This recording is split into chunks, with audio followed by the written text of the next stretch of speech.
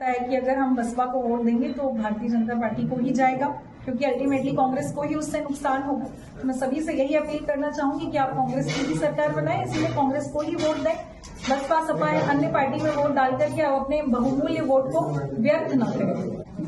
देखिए, बहुत कठिन सफर होता है राजनीति का, सबसे कठिन सफर होता है, लेकिन प्रशासनिक जिम्मेदारी से इधर आने का मकसद ही यही था कि इस कठिन सफर को हमारे युवा आज के दूर से बैठकर कहते हैं कि राजनीति अच्छी नहीं है, इसमें नहीं जाना चाहिए, इसमें गंदे लोग आते हैं, ये गंदी होती है।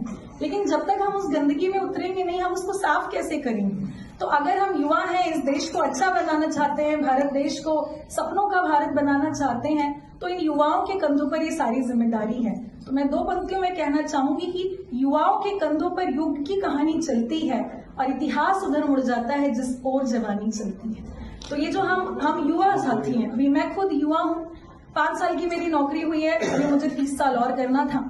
लेकिन अगर युवा साथी ये जिम्मेदारी अपनी समझें कि इस भारत देश की राजनीति, मध्य प्रदेश की राजनीति में अगर आप कोई कमी देखते हैं तो आप उसे प्लीज दूर से देख करके उसमें ये कमी है ये मत बताइए, उसमें उतरिए, साहस करिए। और सभी युवा अगर इसमें आएंगे, एक अच्छी सोच के साथ आएंगे, तो निश्चित तौर पे प्रशासन भी अच्छा होगा। भैया जो आपने पूछा, क्योंकि एक प्रशासनिक अधिकारी होते हुए मैं जानती हूँ कि प्रशासन किस दबाव में काम करता है। तो अगर राजनीति में यानी शासन में अगर अच्छे लोग बैठे रहेंगे तो प्रशासन भी अपने आप सुधर जाएगा और पूरे मध्य प्रदेश में सुशासन होगा। देखिए, चुनाव लड़ने का मेरा कोई उद्देश्य नहीं रहा था, मेरा कोई पारिवारिक ऐसा बैकग्राउंड नहीं है कि राजनीतिक कोई कांग्रेस से जुड़ा हुआ बैकग्राउंड हो या किसी भी पार्टी से मेरा कोई बैकग्राउंड नहीं है।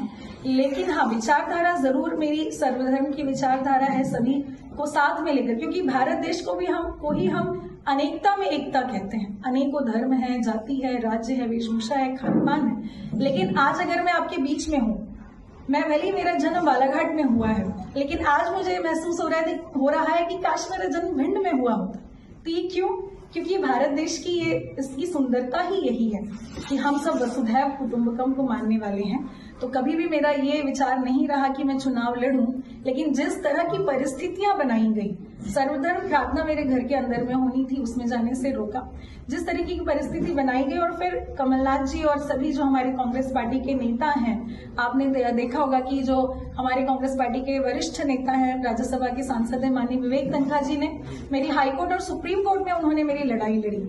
तो पूरी कांग्रेस पार्टी मेरे साथ खड़ी रही इस संघर्ष के दौरान। और आप सब ये भी जानते हैं कि पूरे मध्य प्रदेश में 230 में से 1 सीट को रोक करके रखा गया था, सिर्फ इसीलिए कि मेरा इस्तीफा मंजूर हो जाए। लेकिन भारतीय जनता पार्टी के षड्यंत्र ने, वो ये चाहते थे कि पहली बात तो इनकी नौकरी भी चली जाए और दूसरा ये चुनाव भी न लड़ पाए। तो मैं आप लोगों के माध्यम से उन्हें यही बताना चाहूंगी कि मेरा उद्देश्य सिर्फ विधायक बनने का नहीं था कि एक बार बस चुनाव लड़ लेते और खत्म हो जाता।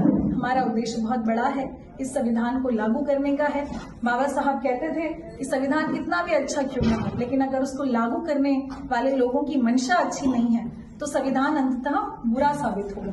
और संविधान कितना भी बुरा क्यों ना हो, अगर उसको लागू करने वालों की मंशा अच्छी है तो वो अच्छा साबित होगा।